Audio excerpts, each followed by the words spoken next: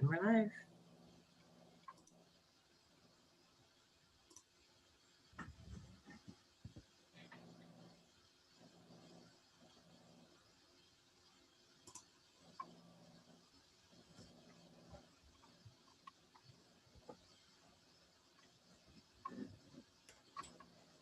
Okay, welcome everybody to the Cavan Monaghan Ward Boundary Review information session. We really appreciate everybody's time tonight to join in on this very important topic.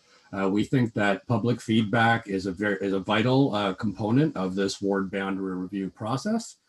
We take it seriously, and we think that the more that we hear from the public, the better and more viable our recommendations are going to be to your council. So some quick introductions before we get into the meat of tonight's session. So you have an idea of who the consultant team was that was selected by your municipality to conduct this review and who's going to be speaking to you tonight. So my name is Jack Amendolia. I'm a partner and a director at a firm called Watson and Associates. And Watson's a firm that does work with a lot of municipalities and school boards throughout Ontario and Canada. A lot of the work we do is rooted in residential and population forecasting.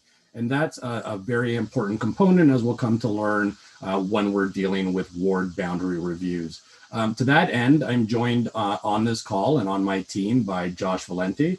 He's a consultant at Watson and Associates. And what I was just speaking about, the population component of ward boundary reviews, Josh plays an integral role in this process. With regard to that, Josh's specialty is in population forecasting, computer and GIS modeling, and really when we're doing a ward boundary review, trying to figure out what the existing population is, both for the township as a whole and amongst the three wards, and also important, especially considering the growth that's occurred and expected to occur in your municipality. What are those wards going to look like in the future? So that's really where Watson comes into this study. However, what we hope to inform you about throughout this process and tonight is that it's not only about population. This is not simply a computer modeling exercise to divide the township into three equal parts. There are other core principles that we think are vital to this review. And to that end, Watson has a long-term relationship with Dr. Robert Williams, who you see on your screen. I'm going to refer to him more informally, as he likes to be called, Bob, throughout tonight's session. Bob is a retired professor of political science from the University of Waterloo. And after retirement, Bob took on a second career specializing in ward boundary reviews. Bob's specialty is in electoral systems across the province, municipal affairs, and municipal governance. And really, that's the role that he plays in this study as well. Watson really focuses on the population and the growth.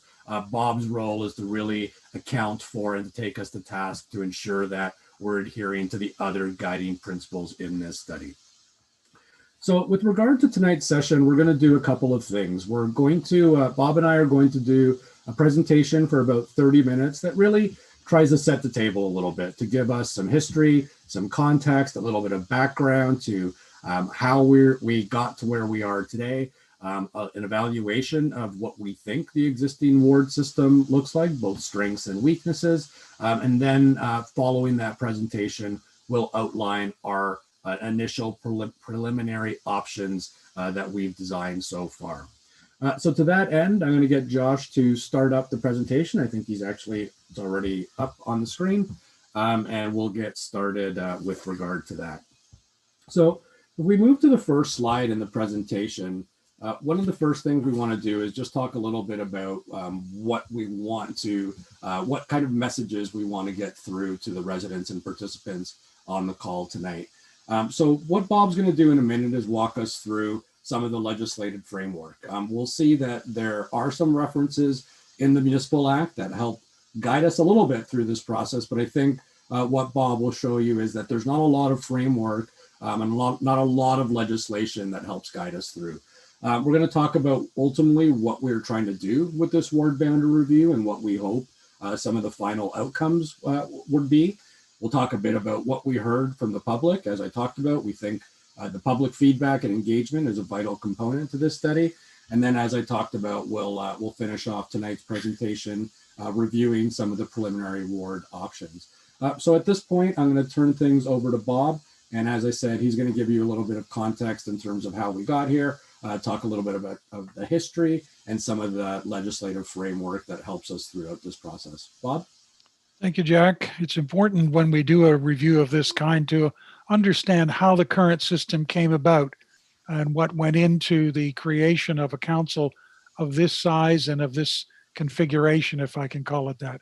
So as we know, that the current township of Cavan Monaghan was created in 1998 as part of an amalgamation within Peterborough County, where the townships of Cavan and North Monaghan were joined together with the village of Millbrook.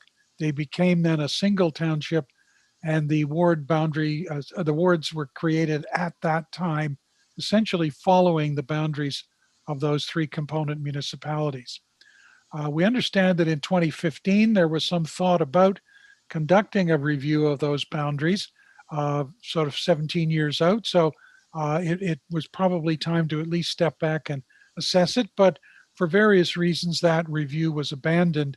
The note here talks about a lack of public interest, but I think there are other factors that we need to take into account about why a review might want to go forward. But it did not happen then. So in 2020, Council essentially started a process, and this was really driven by the fact that the population of the township had grown by about 20% since 1998, and it was not distributed evenly across the township, as we'll see. So from 1998 to the present, we have a council of 5 members. That is the mayor. Every municipality must have a mayor elected at large.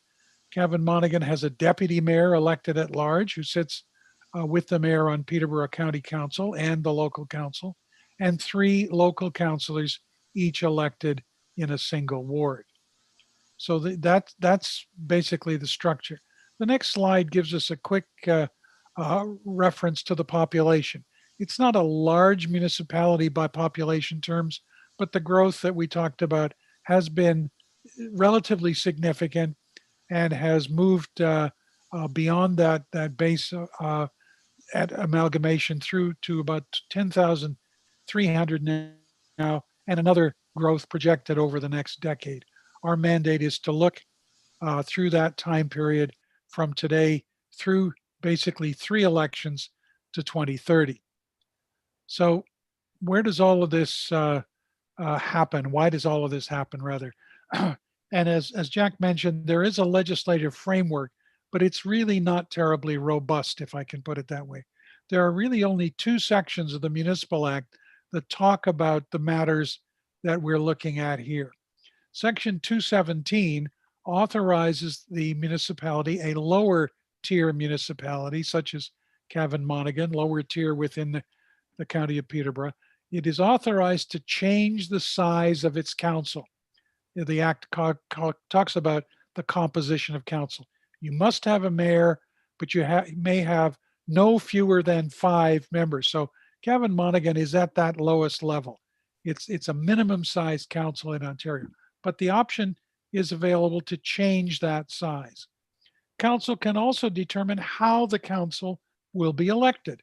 The mayor, as I said, must be elected at large, but a deputy mayor or any councils can be elected in a couple of different ways. They can either be elected in wards, as is your practice in Cavan Monaghan, or they could be elected at large. So your deputy mayor is elected at large, your councillors are elected in wards, but those are open to change under Section 217.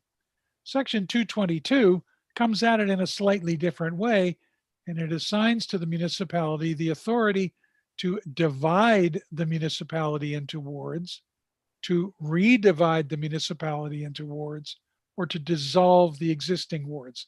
So if you don't have wards, you can create them. If you've got them, you can modify them.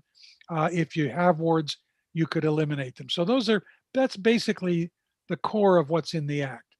Now, the right-hand side of the screen talks about another part of that, and that's really the timing and the process to be followed. There is no schedule for this. This can happen at the time determined by council. In this case, we saw that attempt at a review in 2015 that did not happen. There was nothing mandatory about that. nor is there anything mandatory at the present time. So the municipality decides when to do this. It establishes a process and sets criteria for electoral review. So these become essentially a local responsibility.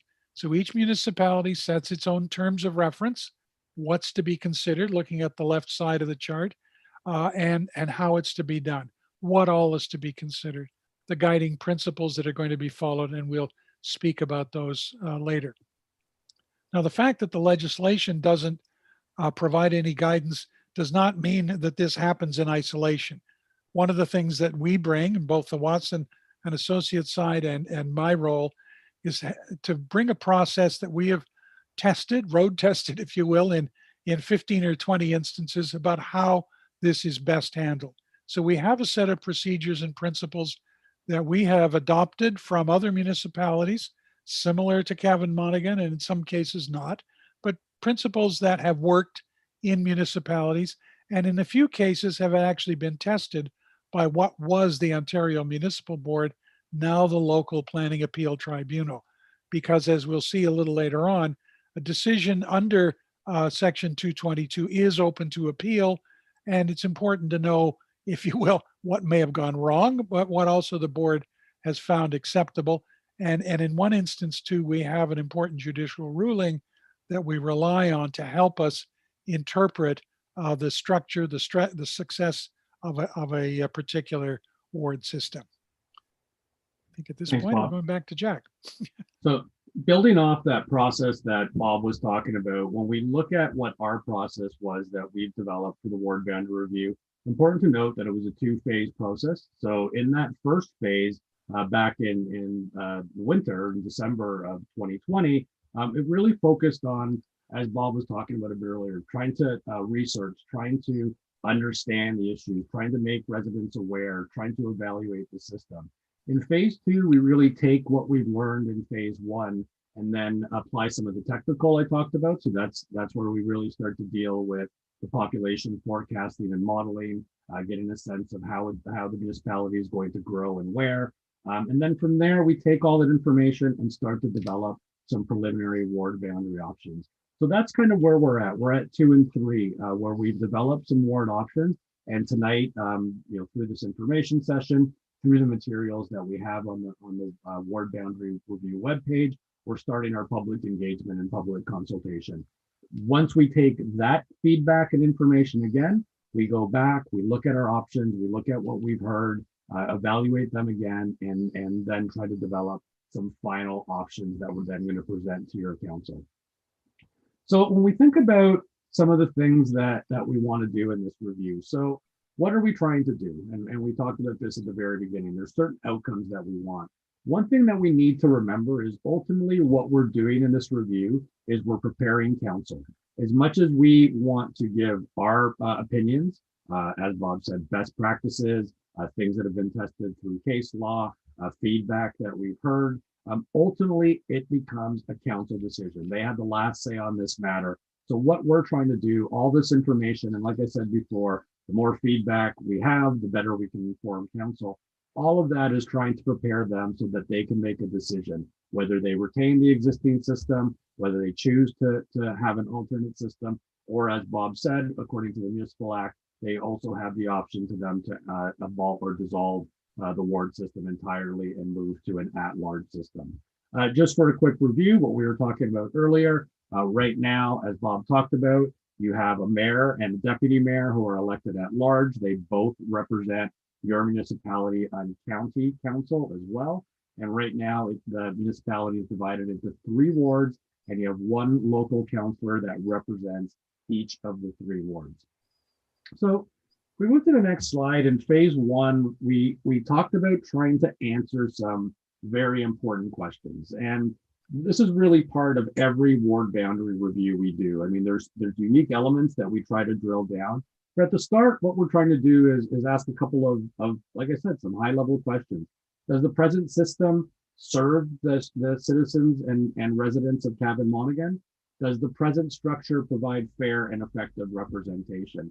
And I joke a little bit in the first round, and when we do ask these questions, that really if we answer yes to any of those first two questions, then we typically, from the consultant point of view, would tell your council, hey, the system works great. We pack our bags and go home. Or alternatively, we talked a little bit about wards versus at large. If we did that initial evaluation and came back and said, hey, council, we've looked at the system based on our findings, best practices, things we heard from the public. We don't think you need wards anymore. Then again, we would go and back and tell your council that, and like I said, pack our bags, and our role in the study would effectively be done. However, if we answer no to those first two questions, then our mandate was, after that evaluation, if we deem that an alternative system might provide better representation, then it's on us to design some preliminary ward boundaries that we think would do so. And that's really where we're at today and tonight. Well, we're going to change gears a little bit, and I'm going to pass things back over to Bob, and he's going to walk us through really that evaluation. And he's going to start doing that by talking a little bit about the public consultations and a little bit about what we heard, and then go into the evaluation of the ward system, evaluated more directly against the core principles. Bob, back to you. Thank you. So the part of the process that we talked about that we've developed is to start by gathering intelligence, if you will, about the community, about the council operations, about the way the wards are currently structured, how they work. And that is largely driven by interviews with senior staff and with all members of council. That's, as I said, information gathering. It's not direction, it's information. What is the nature of your municipality? We are not residents. We don't have much direct experience in there, so it's important to talk to people who do. We held two public online sessions called town halls. The term varies, but they were two open sessions in which any member of the community could attend. In COVID, they could attend online and contribute to our discussion, and we did have some valuable insight there.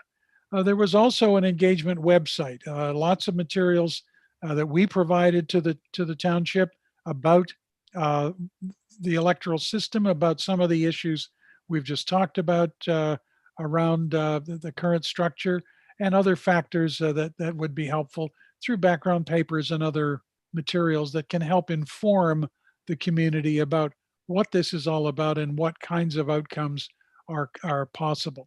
And there was a survey of public preferences and, more importantly, perspectives. This was not a vote. It was not a plebiscite. It was simply tell us what you think and why you think there are things that we need to know about your community. There were also some very interesting approaches through social media. Over 3,000 views, we're told, of the various posts and communication media outlets, communication steps that were taken. So that's a fair bit of insight that we hope help the community understand what we're all about. We had 20 people respond to the survey. This is not obviously, as I said earlier, a plebiscite, but many of those gave us some very thoughtful insight, their understanding of your community and the way it works. And that becomes, again, part of our background to what's going on and what could be done around representation in Cavan Monaghan. Now, of those responses, the majority were from Cavan Ward, but all of the wards were represented. But then again, Cavan Ward is much, much bigger than all the others. So that's probably not surprising. But it's not that this was a if you will, a single-sided perspective on what was going on. So we've gathered that sort of information, and we then take that into a review of the current system, leading towards some possible alternatives. So the next slide is a quick summary of some of those perspectives through the survey and elsewhere. Many of the comments directly address the population disparity between the existing wards. And we'll see that in some other slides later. This is an extremely wide variation, and this was felt to be a hindrance to effective representation. When a member of council puts up his or her hand and is speaking on behalf of 1,000 people, and another one is putting up his or her hand and is speaking on behalf of 4,000 people, just to pick numbers, that is not seen to be effective representation.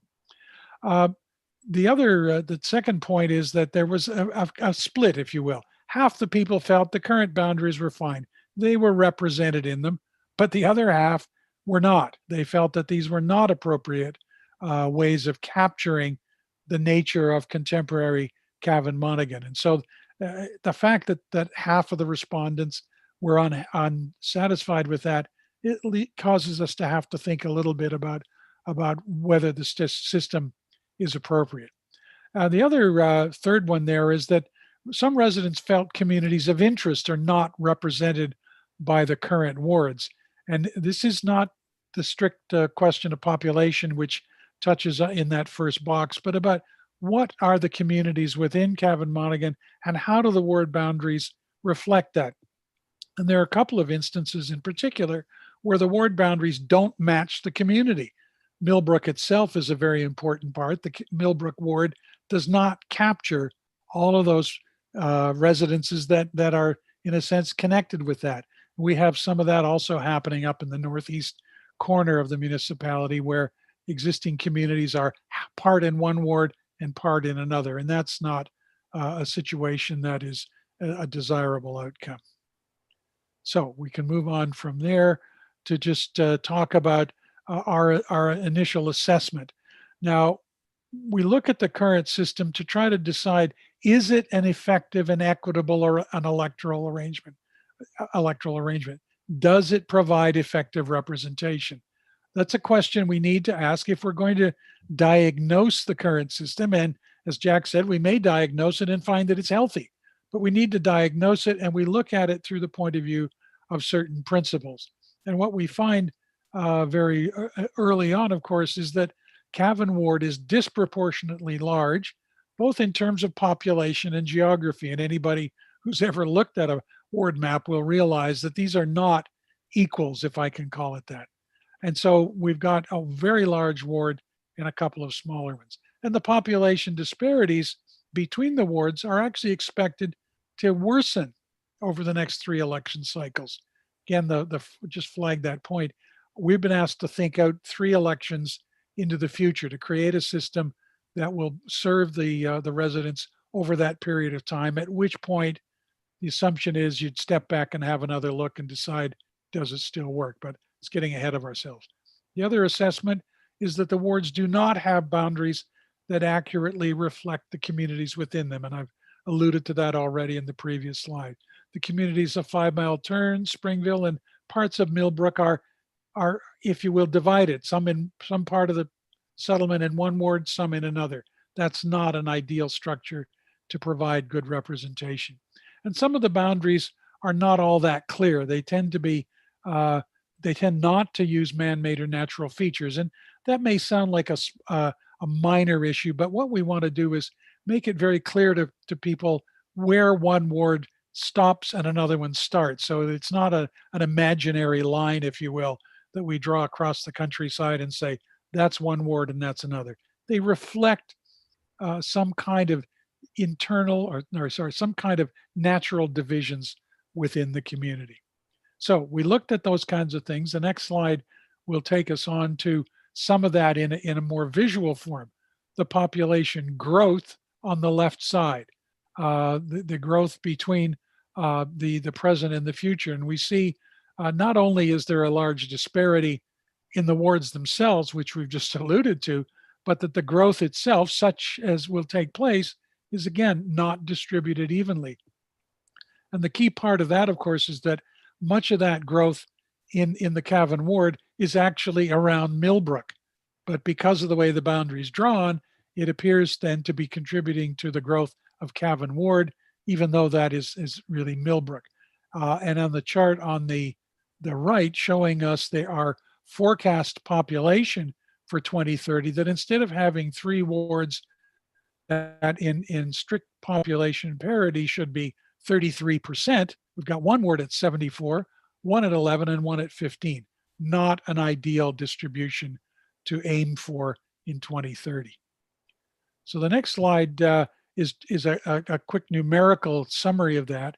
What we think about in our work with population matters is the goal of aiming for what we call the optimal population range.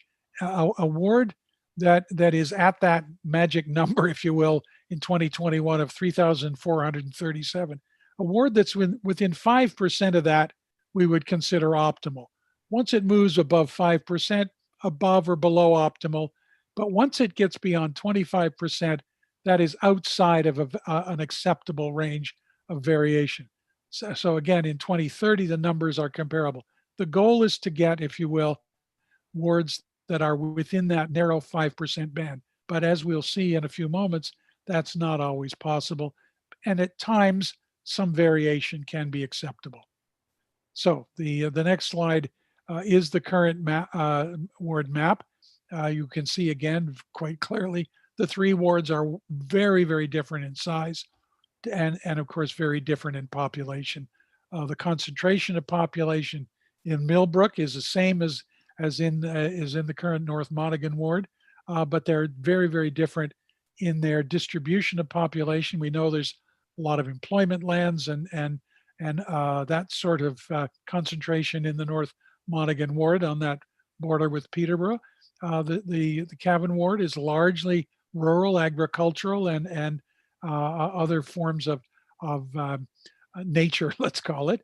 A very different kind of place, but a huge territory and a large population, a mix that we try to avoid if at all possible. I'm going to go back to Jack at this point. Thanks, Bob, for that thorough evaluation. So I think what Bob just showed us is both from our perspective, from backed up from what we heard from public engagement, but ultimately through that evaluation, it goes back to what I talked about several minutes ago, where we try to ask some questions. If the answers are yes, we go away. If the answers are no, we try to design something that may work a little bit better or may adhere to the core principles a little bit better. So we ask that question: do the wards need to be changed? In this case, we want to answer in a couple of ways. We want to answer, first of all, that based on our evaluation and based on what we heard, we feel that a ward system still makes sense for your municipality compared to an at-large system. So our opinion, our recommendation would be to carry forward with a ward system. But again, we're very open to continuing to hear feedback about that. Again, under that assumption that we move forward with a ward system, then our next task is to say, do those wards need to be changed? Our answer is yes, again, based on what Bob walked us through, based on our best practices, case law, like I said, adherence to the guiding principles. We think that an alternative system or alternatives should at least be considered and looked at and compared against the existing system. One thing we do want to point out is that when and Bob touched upon this, even with some of his conversation around population parity, while we look for that, optimal range, when we start to try to balance all these guiding principles, we see that there's, some tensions and push and pull between some of them. And it becomes about trying to maybe prioritize or focusing on one more than the other. There's, maybe impossible or very rare instances where a ward system is going to have or uniformly meet all of the core principles in a perfect balance. That's very difficult to do. So that's part of the feedback in our evaluation is try to put forward a ward system and even with these preliminary options, based on what we hear, try to adapt that ward system to the uniqueness of the place that we're working in. When we think about some next steps in this study, there's a couple of things that we want to do. So obviously there's a preliminary options report that's available on the website now that really walks us through what we're going to talk about in a second, highlights some of the background and the preliminary options that are presented. Continued feedback. So as I just mentioned, it's important now to understand the preferences with regard to the preliminary options, and not only in terms of a popularity contest, not only which ward option do you prefer, but it's important to us to understand why, so we can relate it back to the core principles that we've been talking about tonight. So it's really about us trying to understand, for those who choose to participate in this review, what their preferences are. Then we develop a final ward boundary report to council, and we're going to give council some options, and then council as we talked about earlier, has the final say in this process. So at that point, when we present a final report to council, council can do one of several things. They can say, thanks, we take what you've offered, but we think that the existing system or status quo is what we want to go with. That could be a possible decision. They can take one of our preliminary options and say, great, thank you, we picked option 2, and we want that to be our next ward system. Or as Bob talked about with regard to the legislation, they can also choose to dissolve the ward system and move to an at-large system as well. So those are really the 3 options that council is ultimately going to have a choice of when we get to the end of this process. Just to finish off before we get into the preliminary options, and think about, especially important for people watching and people participating in this call tonight, what can we continue to do? How can you still get involved so we can get a good sample of your insights? So obviously visit the webpage. We've talked about that tonight. But that's really the central warehouse where all the information is, especially in the COVID environment where we haven't had the opportunity to get out there in person, to do some of these sessions at community centers. The website and the webpage has become really important and integral to this study. So please visit that webpage. Continue to ask us questions, comments. There's no such thing as a dumb question. All questions usually result in some pretty good discussion. So don't be afraid to, either tonight or through the website. There's an email address. There are lots of ways to still be able to engage with us. So please do so.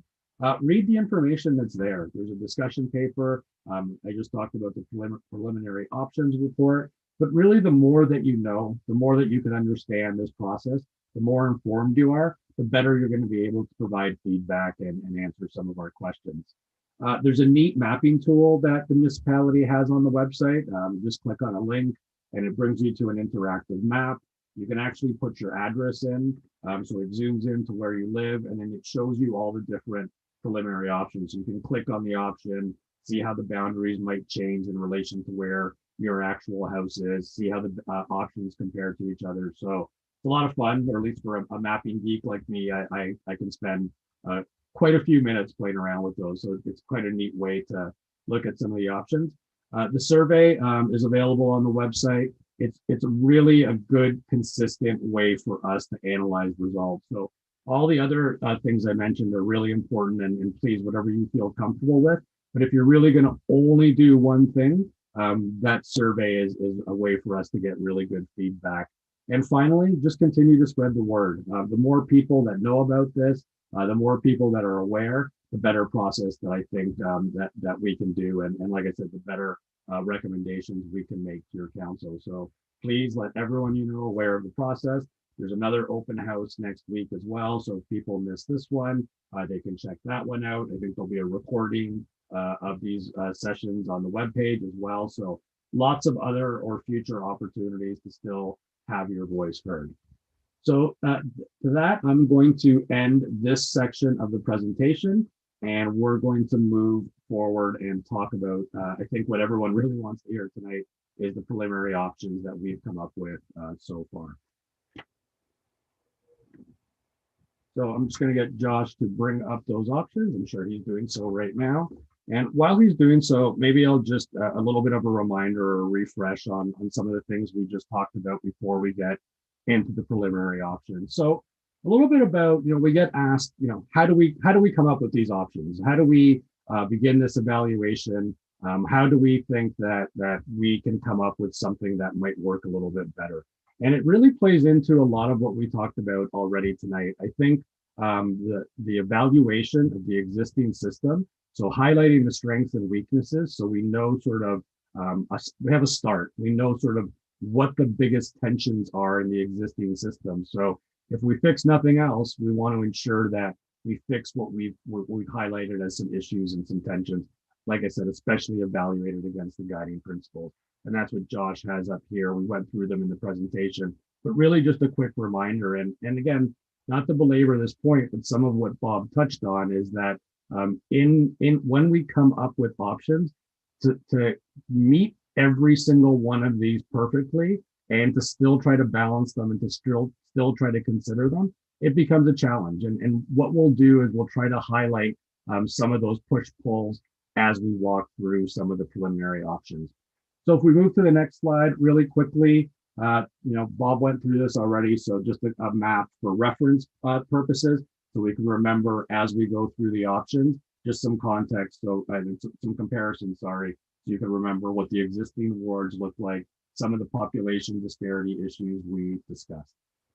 Okay, so getting into preliminary option one, and just to summarize, we have 4 preliminary options that we presented tonight. Stress the word preliminary. They are put out there. They're viable. We think they're defensible on their own if council selected one of these. But again, the intention is to get some feedback and to hear from residents so that we can then finalize or revise some of these options. So the first one, option one, a couple of things you'll notice, 2 northern wards, 1 southern ward. Millbrook is contained wholly in 1 ward. So as Bob talked about, now the current situation is divided amongst 2 wards. A lot of the growth that's occurring in North Millbrook is actually now in the Cavan ward. In this example, we have it contained in 1 ward.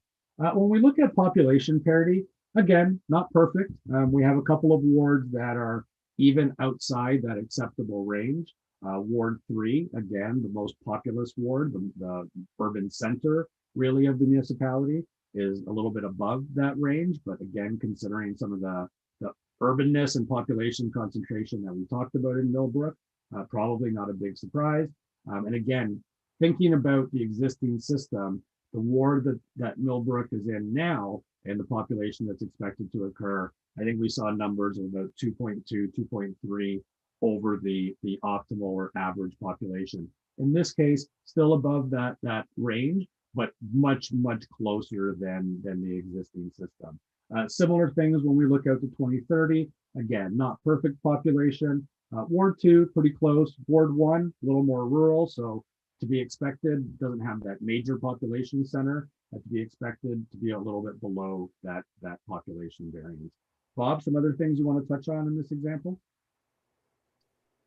This model basically preserves to some extent the 3 pre-amalgamation municipalities in the sense that there is a North Monaghan focus to one, there is a Millbrook focus to the other, there is a Cavan focus to the third. They're certainly not preserving the old lines, but it's attempt to at least work with those as identifiable parts of your community.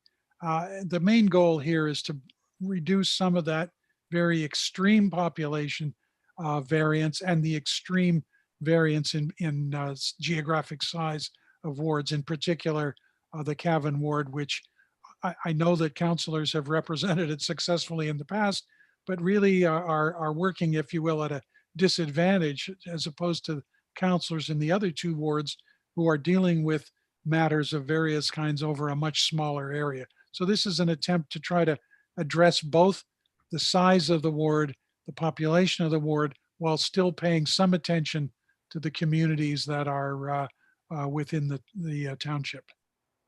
Thanks, Bob. And just for the participants' awareness, we're going to go through these 4 options, and then we'll take questions and comments once we've walked through the 4 options. So if we move to option 2, a couple of highlights again. So we'll notice that in this case, what we're referring to in Ward 1, so the top ward, it runs across the northern portion of the municipality from the east to the west limits in the municipality. So that's one highlight. We again have Cavan in a separate ward and Millbrook in a separate ward in this example, laid out a little bit differently than what we looked at in option 1. When we look at the population table in this example, what we notice is that we have very good population parity in 2021, all wards within that optimal range, as we said.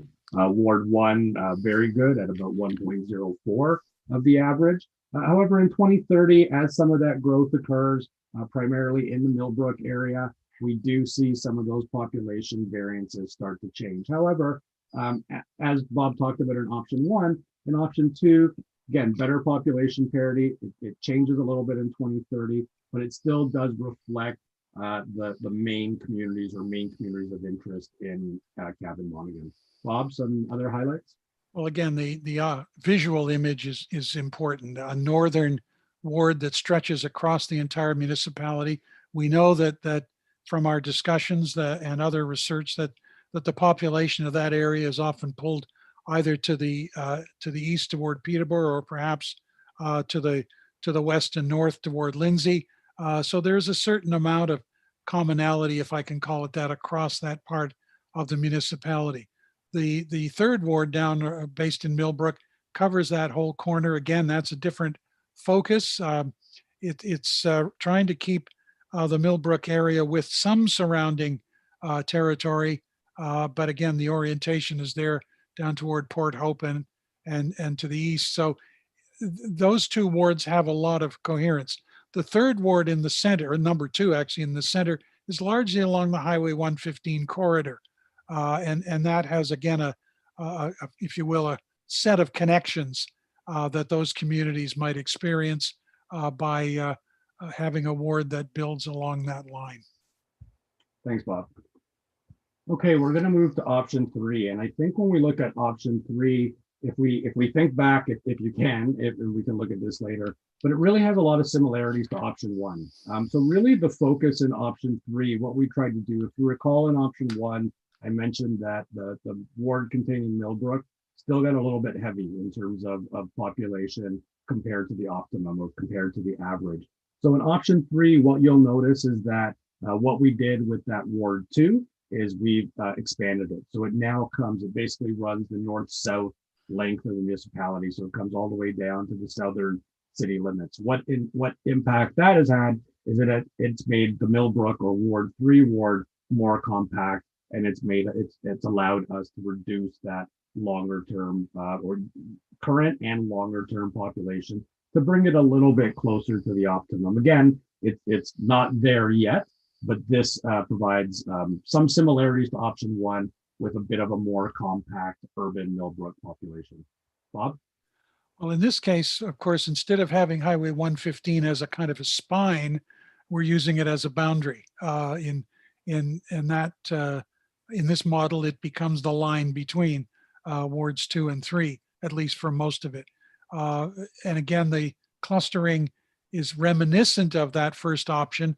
The 3 major pre-amalgamation municipalities are reflected, at least by extension, into this model, and we've seen a ward that continues to run the whole length of it as in the current model, but the other part of it is cut off to again give us an area around Millbrook that is a plausible way to balance off the population ranges, and we even get to a ward that's right on the average in that ward 2 in 2030. Thanks, Bob. So the last option we're going to look at now, or option 4, some similarities to the existing system. We see the donut with the hole in the middle with regard to Millbrook. We've changed the boundary, we've cleaned them up a little bit, but you see some similarities there. Some elements of the option 2 that we just presented, the ward 1, the northern ward that we talked about that runs across the northern portion of the municipality, east to west. In this option, it's the same ward 1 as option 2. But the main differences are really that donut with the hole in the middle that you see.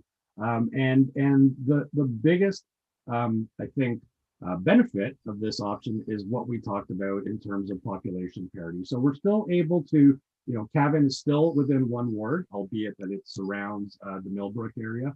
Millbrook, largely urban ward, contained mostly of that urban area and future growth. And then the Ward 1 that I talked about running across the northern portion of the municipality. When you look at the population distribution, very good population distribution, both in 2021 and in 2030.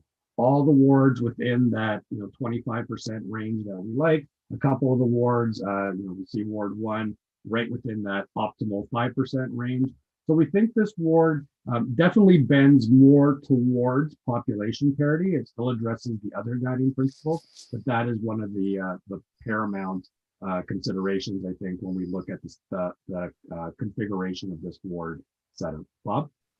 Yes, I think the population distribution is fairly important selling point, if I can call it that, for this, given the kinds of disparities we're talking about in the present system to get to that population variance in 2030 that's on that chart. Everything within 15% of that magic number is a huge achievement. And yes, it looks odd to have a ward that surrounds a central area, but guess what? That's what you've got now.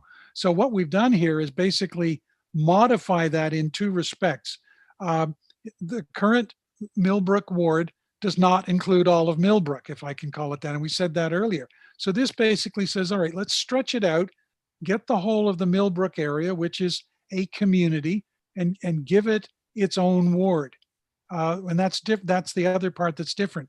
There is a Millbrook ward, which means that rather than having a ward where Millbrook, the population of Millbrook would essentially dominate a rural area in any of the other options, here it's confined. So in a sense, we've got two rural wards in this outcome, which is basically where you started at the present time.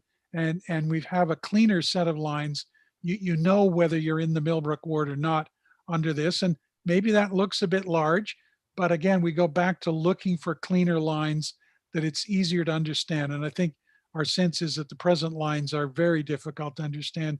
So we think this, again, it doesn't tick every box, but it certainly brings you a lot closer to a system that meets those those sets of guiding principles that we spoke about earlier.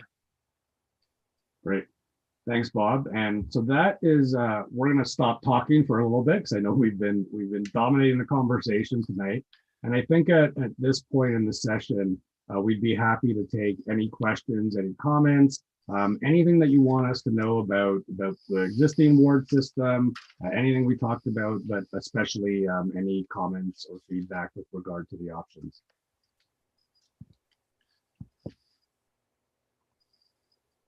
So I'm just going to ask if anybody has any comments, if they just want to. I can't see the participants for some reason, but if they want to just unmute themselves and go ahead and ask a question, we'll try to moderate it as best we can.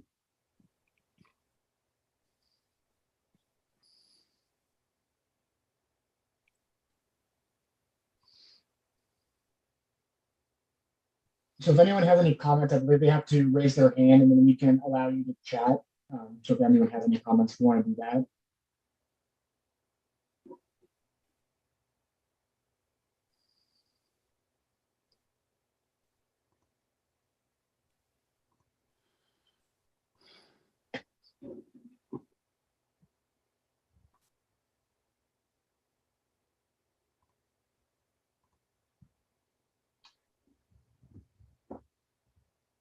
Wondering if anybody is trying to get through or trying to unmute themselves, or like Josh said, if anyone's having any issues. Oh, there's something that just popped up. Oh, so there's a question to any thought to a fourth or fifth ward. So I can start that and maybe Bob can build off of that question as well.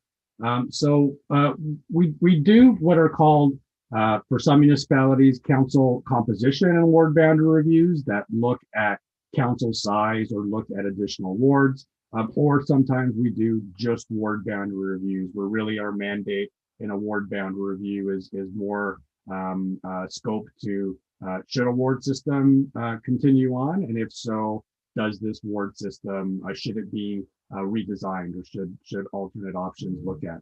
So it wasn't really part of our scope to look at more than the 3 wards of the existing system. That said, there have been instances in other places where, because of certain circumstances, it may not have been part of our scope, but either things may have changed as we went through the process, or we may have heard from the public in a strong way that there was a desire to see more wards or more councillors. So in certain instances, even if it's outside of our scope, we may bring it in if it makes sense, evaluated against the guiding principles. In this case, like I said earlier, our scope was a ward boundary review only, so not to consider additional councillors or additional wards. And as we went through the guiding principles and we went through our evaluations, we felt that 3 wards, and as you can see, I think through the options we developed, that we can, again, not perfectly, but we felt that we were able to develop decent systems for you to consider working under 3 wards. Bob, anything you want to add to that? You're just on mute. All right, yeah. The one possibility of a change in the number of wards would, of course, be to change the position of the deputy mayor from an at-large position to some position elected from within the members of council. That could give you a fourth ward and keep the size at 5. But as Jack said, we were not directed to look specifically at expanding the overall composition of council. Switching to a deputy mayor elected within council has some positives and some negatives, but it was not one that, again, we heard as an appropriate approach. And I was just trying to check. I don't think we've done a tally of how the other municipalities in Peterborough County fill that position. I know that down in Northumberland, there's a mix. Some use the at-large method, others select the deputy mayor from within council, but there's no standard practice along the way. So that would be one way of changing the number of wards without changing the size of council. But the big question, or the big answer, is that was not something we were asked to do, work with a 5-member council under the current configuration. And the deputy mayor just clarified for us that all Peterborough County councils have both a mayor and a deputy mayor. But are they all elected at large? That would be a question here. But again, it's not a topic that we're venturing into. We know they all have deputy mayors, but the variation is how you make that choice. And again, that's not on the table. We're doing some work in Simcoe County where there's some discussion about reducing the representation for the municipalities, which would eliminate the role of a deputy mayor on county council. But that's not what's going on in Peterborough, to my knowledge. And then just to confirm, they all are elected At large. in Peterborough. So if the question is getting to a 4th ward to perhaps better meet some of these principles, that's not been part of our direction, and it's not a component that we've taken into account in the scenarios we've provided. Any other comments or questions so far? And maybe I want to ask one that we really touched upon or started to touch upon a little bit in the presentation and with regard to some of the options. But I want to talk a little bit about the at-large versus the ward system. And it's something that we evaluated really in part of our early research. It's something that in every ward boundary review, like I said, it's something that we have to ask. Does a ward system, when we're saying that these wards make sense, we also want to ask the question, does a ward system make sense? And as I think, Bob, we've talked about it in the first round of engagement and a little bit in the discussion paper as well. There's pros and cons to both, and there's systems across Ontario that are at large and that are ward. There's one I think that we can think of that's a hybrid of both. But maybe a little bit about, why did we make the determination here that we felt a ward system would still be appropriate for Cavan Monaghan? Can you just talk a little bit about some of the things we tended to look at and why we came to that conclusion? Yeah, my take on it, and based on the research and the discussions and so forth that we've had, is that Cavan Monaghan is still in many respects has that legacy of those 3 prior municipalities that were joined together. There is a distinction and an identity. It's not as strong as it used to be, and it perhaps is less strong as newcomers arrive in the municipality and don't have those, if you will, those old loyalties and old identities. I'm not sure you're there yet, and that's part of what we would want to hear if we can. Do those distinctions still matter? If they don't matter and everything is one, then maybe there is a place for an at-large election and not having a voice for those different identities. But the other part is those different communities. And we've tried to make it clear, Millbrook, to our knowledge, is very different than the rest of the municipality, not just in terms of the scale, but in terms of the kind of community that is developing, if you will, the suburban offshoot, if you will, that happens to be located in this township. Much different than the kinds of residences and the kinds of communities that are scattered across the rest of the community. The ward system is basically saying there are different voices, different perspectives that are better represented through a ward system. The other part of that story has to do with, let's call it, what the elected officials represent. A ward system in the current model would say there is someone on council who was chosen by the residents of, I'll say Millbrook, and that's not picking on any particular person, but it means that the residents of Millbrook have said, we have confidence in this individual to sit around the council table and speak on our behalf. Similarly, for the other wards, they have said there is a voice that we can identify with. In an at-large system, there's no way of knowing whether that'll ever happen.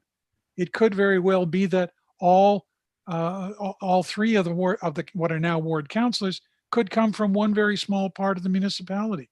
They don't have that particular identification or orientation or perspective on the township. So you could have a skewed view. And the other third part of that is if you've got a mayor elected at large, a deputy mayor elected at large, and three councillors elected at large, who are they speaking to? They'll all claim to be speaking for everybody, which is not really a very helpful way of sorting out what the priorities might be when everybody has, if you will, the same mandate.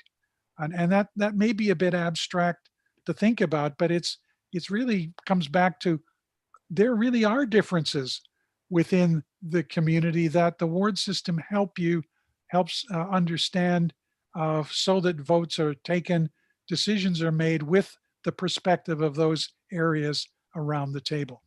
Yeah, I can give a little personal perspective on some of that too. I mean, when I started getting involved in ward boundary reviews, we heard a lot about that, about at-large versus ward systems and some of the pros and cons. And I think some of the things I heard earlier when I started doing this in my career with regard to the at-large system was the ability to provide some diversity, the ability to have counselors that maybe have a more open breadth of knowledge across the whole municipality rather than only representing that one ward and only having regard to concerns coming from that one ward and not being aware of some of the other issues that the municipality is undergoing. However, the more that I've been doing this, and I understand sort of the theory behind it, but when you start thinking about the practicality of it and start thinking about some of the things Bob touched on, especially when we think about Cavan Monaghan and the way that it has grown and the concentration of population in Millbrook, what Bob touched on with an at-large system, it can be that you have all 5 council members from the very same neighborhood in Millbrook. Could be that they all end up being from the same street in Millbrook. I mean, there's nothing that really prevents that, because when you think about the concentration of that population, if 80% of the municipality's population lives in one place, just like we saw with the survey results, probably not a big surprise that most of the results came from Cavan because it's the biggest ward with the most population. Again, this is not a guarantee. It doesn't happen all the time. We've seen many examples where candidates do not come from the most populous part of the municipality. But what we're trying to consider is the system as a whole. We're not trying to think about the councillors that are there now. We're not trying to think about what Bob touched on, the histories and some of the way people feel today. But we're trying to think of the system as a whole and of the system for the next 10 years. Are people who start to move into Cavan Monaghan, newcomers that Bob described, are they going to have that same historical association with some of the things we talk about? And if not, then they're probably going to pick the person that comes from the community or the area that they live in. And in this case, the majority are concentrated in Millbrook. So again, just really to walk us through some of the pros and cons of the ward system versus an at-large system. And I think some of the things that we've been thinking about as why we recommended to go forward and actually provide ward boundary options as opposed to coming back to council and saying we think we should dissolve the wards. Bob, something else to add? Yeah, if I can just add to that, one of the points is that we can, you can address the imbalance. That the part that's missing in an at-large is that if you're talking about and I don't have the population number here in front of me, the current population is, let's say, 8,000. All three councillors would basically have 8,000 people trying to talk to them, all of them. You can't divide it up and say, I'm only going to listen to those people or the others. All 8,000 are basically dealing with the councillor. You're dealing with this on a part-time basis. At least when there's a ward, you're going to narrow that out. And we're going to try to do our best to make sure that each of those councillors is only hearing from roughly a third of the population. So in terms of keeping access, that's part of effective representation. You have access to your councillor in a manner that's roughly similar to every other member of the community. So it's trying to move around. The point is, I was going to say, we can solve some of that. The words are imbalanced. Some places have say, oh, they're imbalanced, let's just rub them out and have none. We can, I think, fix it. We can, in fact, bring it back to a much more balanced approach. It's not perfect, but we can bring it back to a balanced approach so you can get around some of that issue without necessarily adding the complications of an at-large system where everybody's responsible for everybody. And accountability, very important political principle, is very difficult to work out. Who is really your counselor? Well, it's all of them, but it's all of them. It's none of them. It's again, this is perhaps not an easy thing to be very specific about, but there certainly are patterns that occur in at-large systems when there's more than one person. Very difficult to hold those people accountable, either in a positive or a negative way. Great. Thanks, Bob. So there's a comment from that refers to public engagement. So I'm just going to read the comment. There's been references to further engagement discussion with the public. Is this simply from the two presentations and website submissions with relatively low feedback? Any clarity would be appreciated. So yeah, the public engagement is ongoing. It's primarily related, yes, around the information sessions, around the website. There is another survey that's going to be out there to get responses from the other materials that I mentioned. But we're also going to continue with some outreach. So we have some names, organizations that were provided to us. So both the consultant team and your township staff are going to reach out to some of those people for some further engagement to see if they have some comments or perspectives that we haven't heard so far. In round one, I can say, in addition to some of the traditional methods we had, we also heard from a couple of residents individually that reached out to us. We had a couple of interviews, had some good conversations and discussions. And again, some willingness on the parts of those residents we spoke to help spread the word for us and get some of the word out there. So yeah, so I mean, engagement and feedback, I mean, really, right until we're finished the final report over the next month or so at least, our ears are open and we're available for any continued comments or questions that anyone in the township might have. Any other questions and comments so far tonight?